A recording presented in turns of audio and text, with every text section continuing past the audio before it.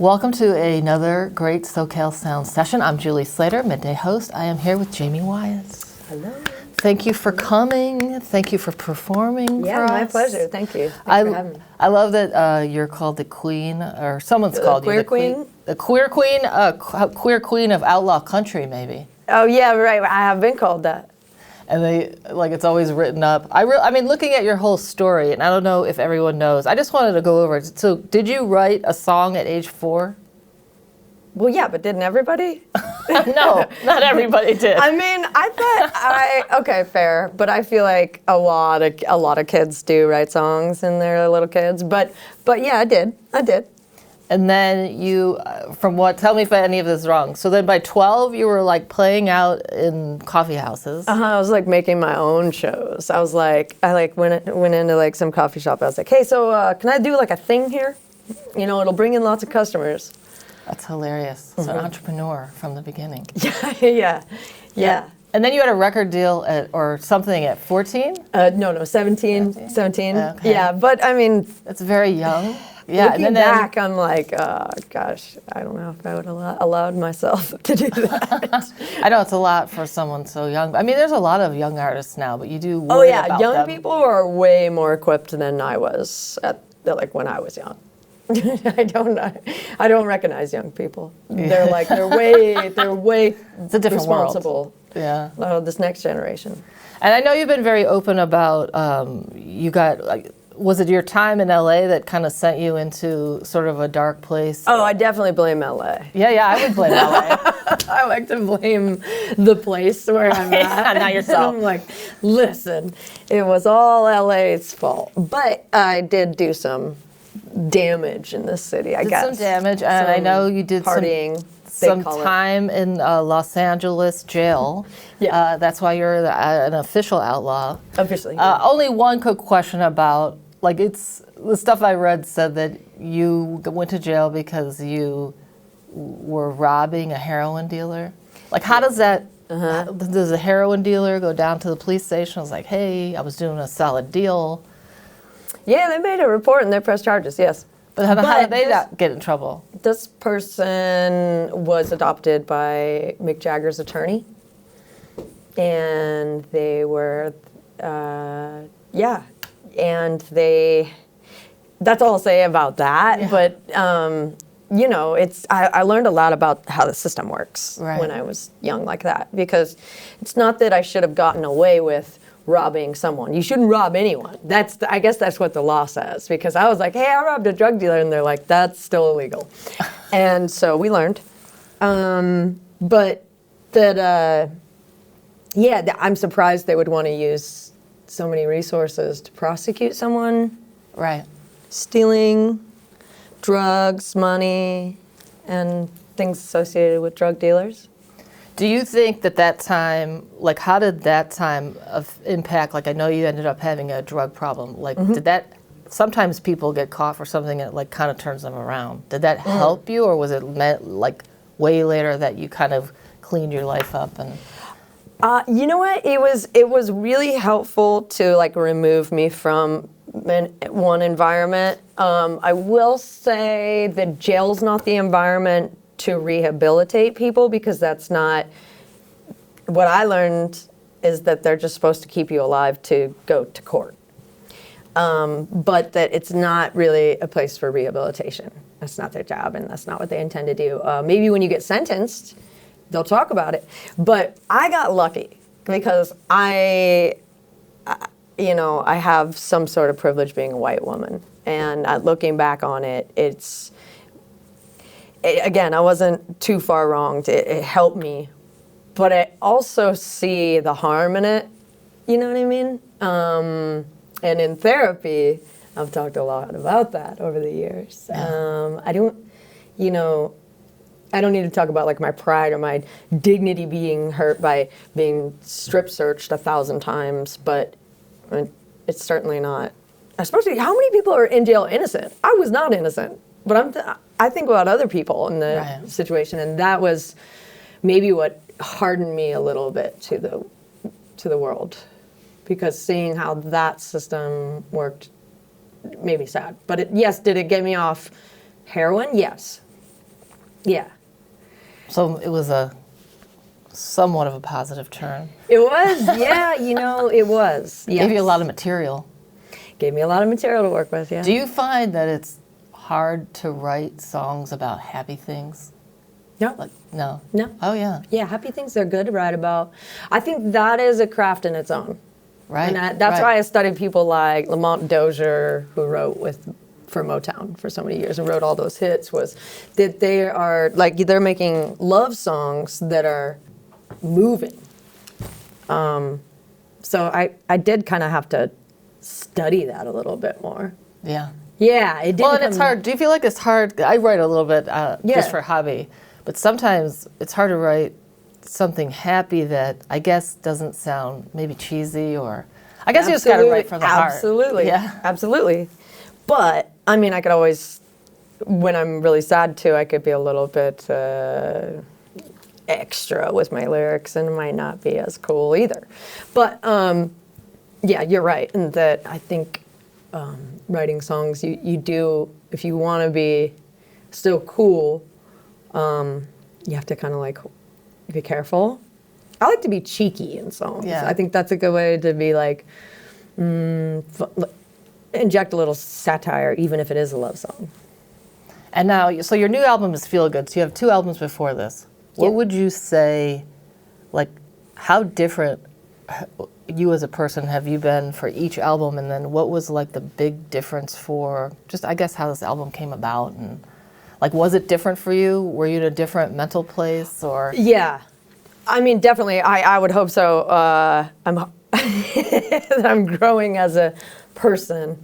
That my thing was like, I wanted to make sure I had something significant to talk about, because the last couple of records, that's what moves people.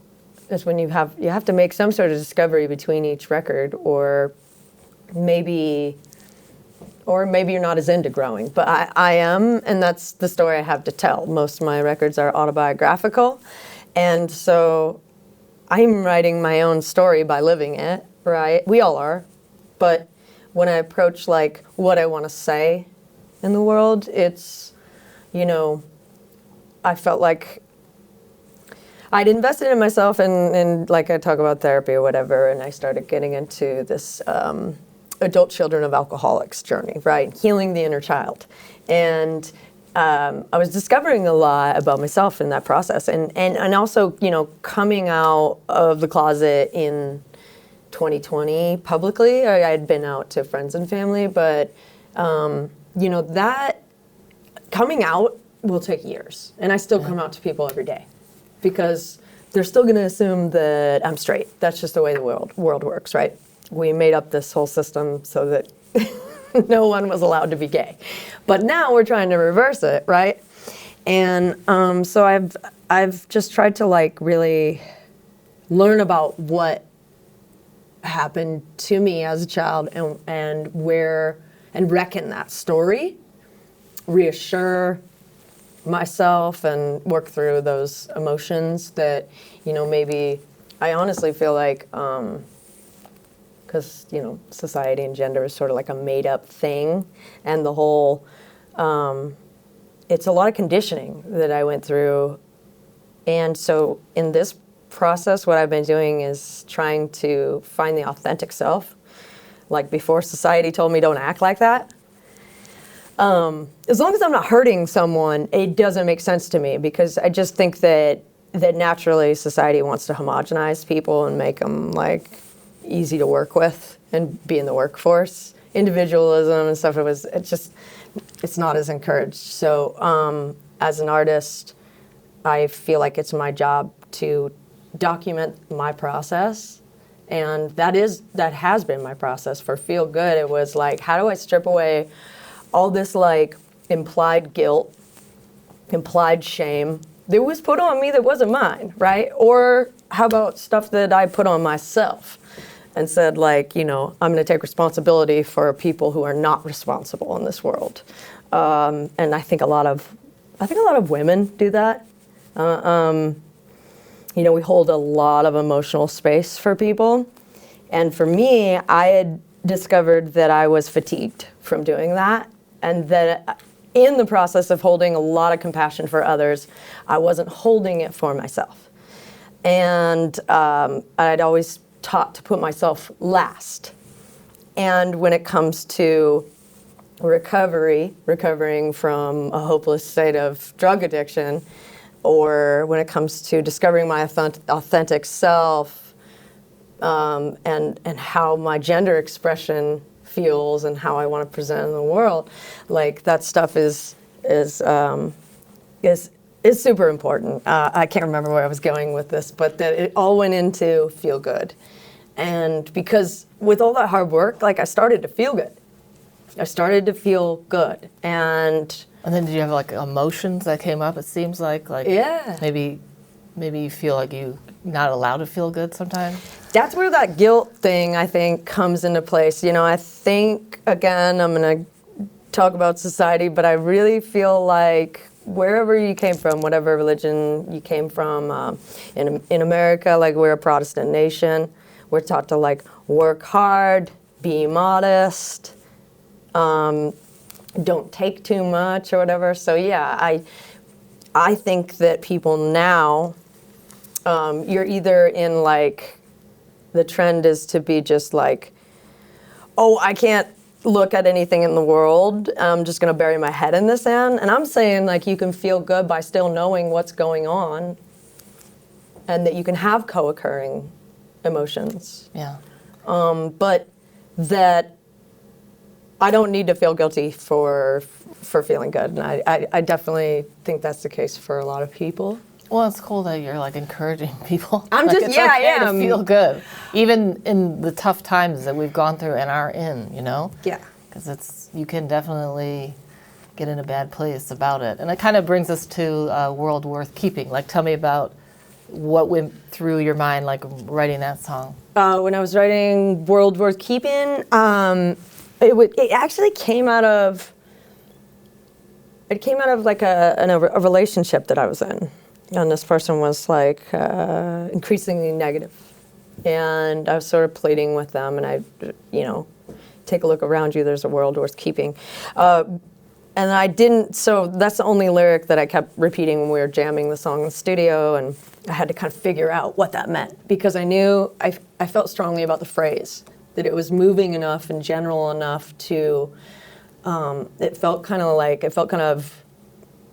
like a battle cry, but it also feels really hopeful, and I need to be brought down to earth sometimes and like have somebody I know and trust look me in the eyes and be like, hey, we're right here, right now.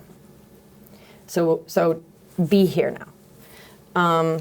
So I know that's where that lyric came from. And then when I was, I've always felt really strongly about environmentalism and protecting the planet and Nature Conservancy and whatnot. I grew up in the Pacific Northwest, and that is kind of instilled. You're just surrounded by woods, so it's like taught in schools.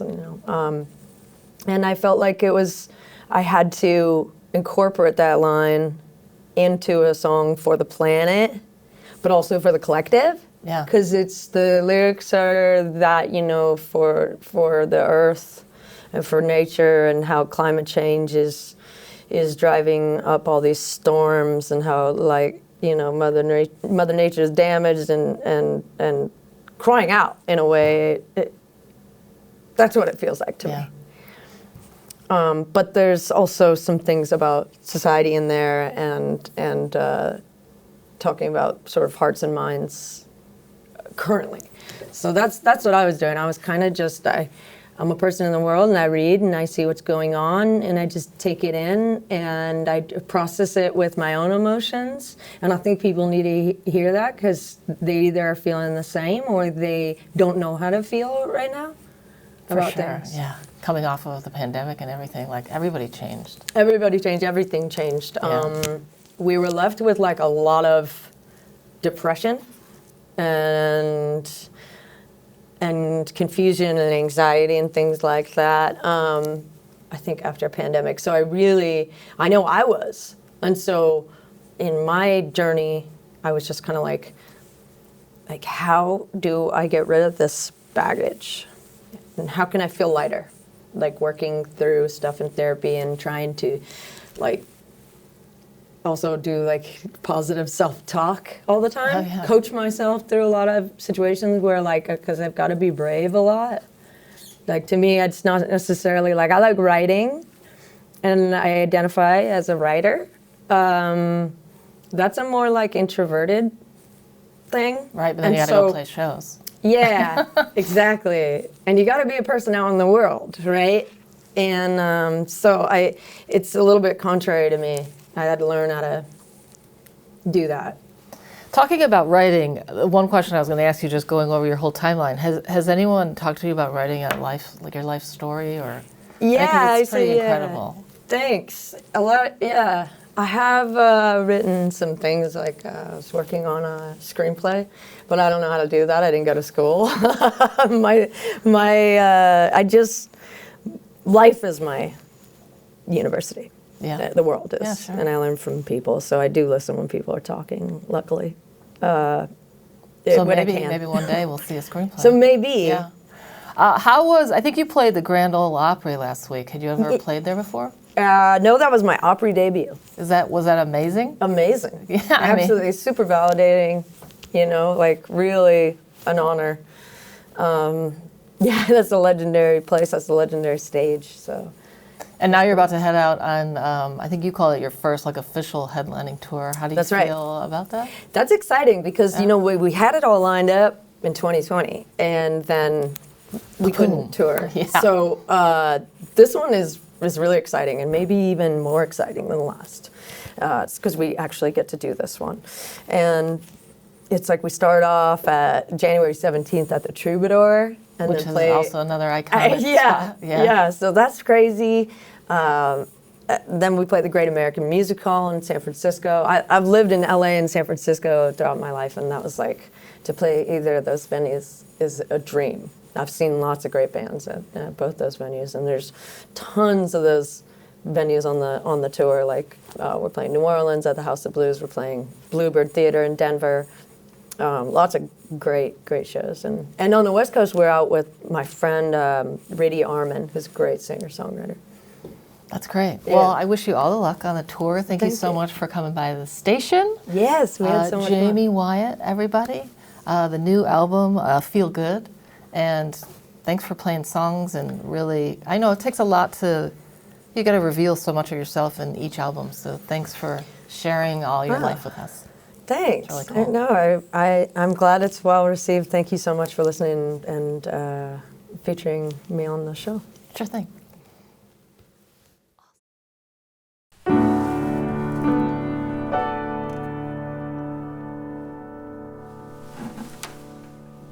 It's sad enough I feel, and I'm tied to a turning wheel, left out in the woods,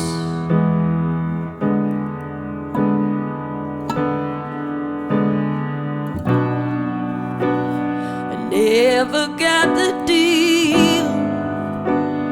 So I'll have to steal just what you're looking for.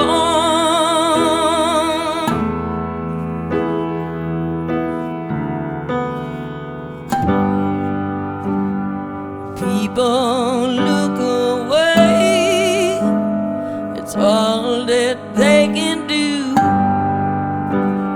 Stop and look away. Oh, but haven't you felt the ground?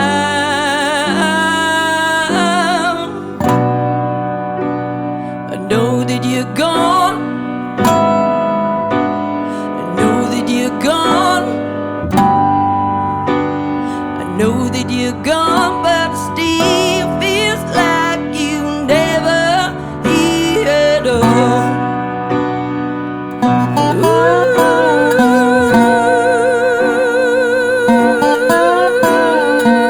Ooh.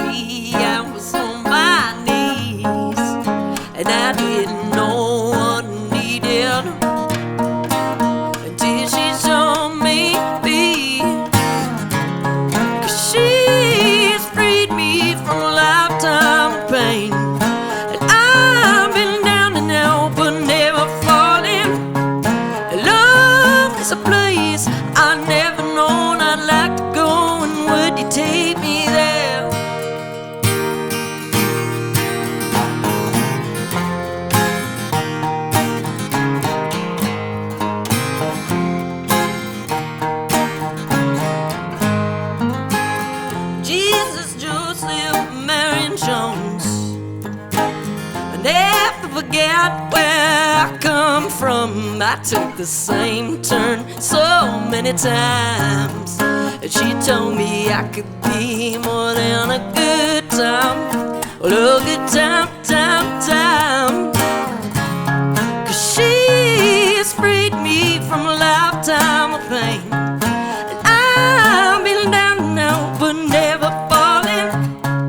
And love is a place I never known I'd like to go. And would you take me there?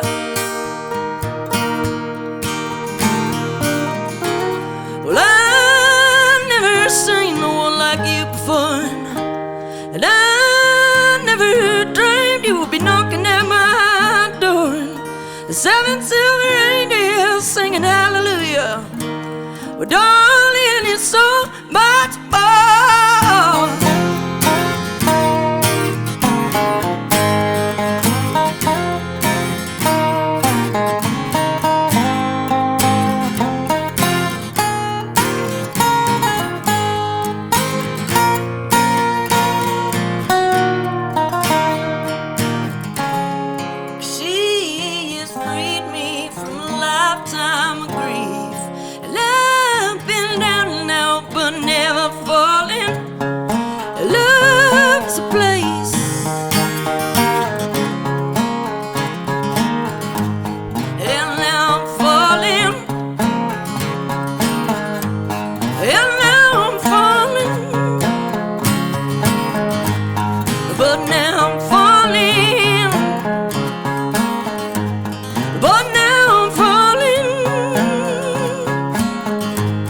But now I'm falling.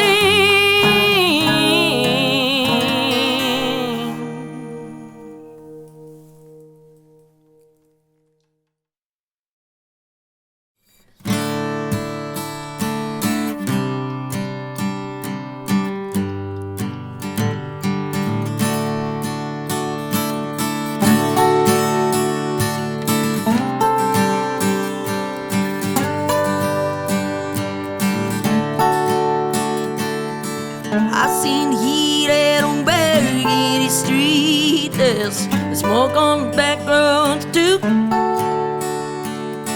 And I'd like my children and yours to breathe, yeah, maybe the poor folks too.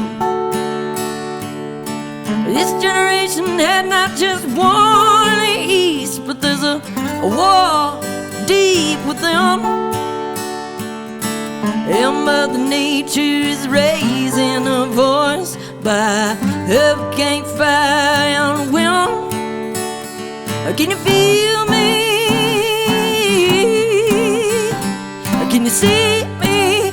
Hell, can you feel me? Can you see me? Yeah. Take a look around you. There's a well keeping. Take a look around you. There's a well keeping. Oh yeah.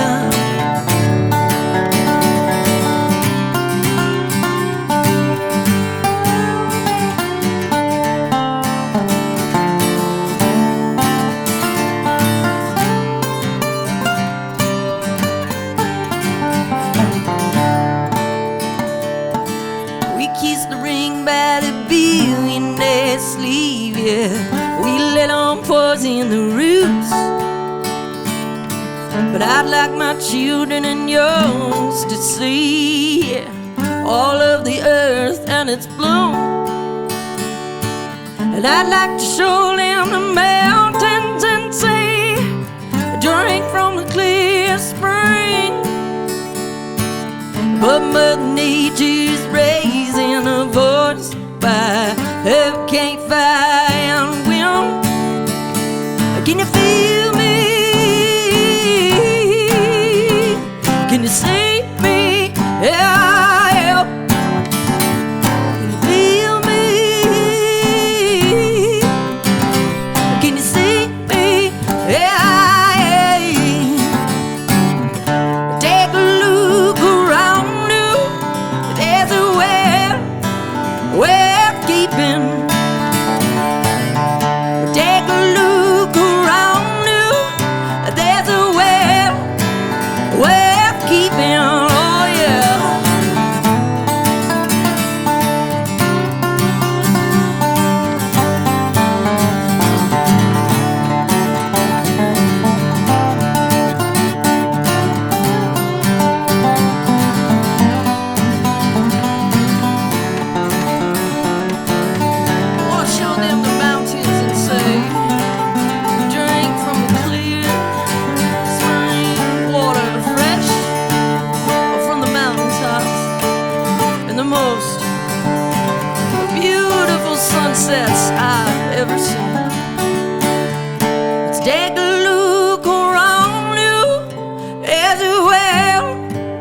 well keeping.